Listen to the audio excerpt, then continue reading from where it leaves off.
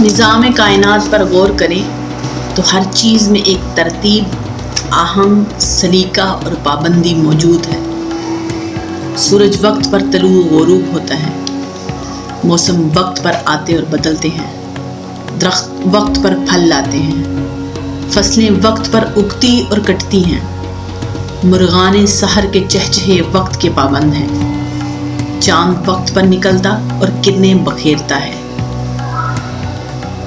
लेकिन एक गाफिल इंसान वक्त की कदर नहीं करना जानता और लंबी तान कर सोता रहता है। उसे ना तो मुर्गाने सहर के चहचहे जगा सकते हैं, ना मुअज्जिन की मुक़द्दस पुकार।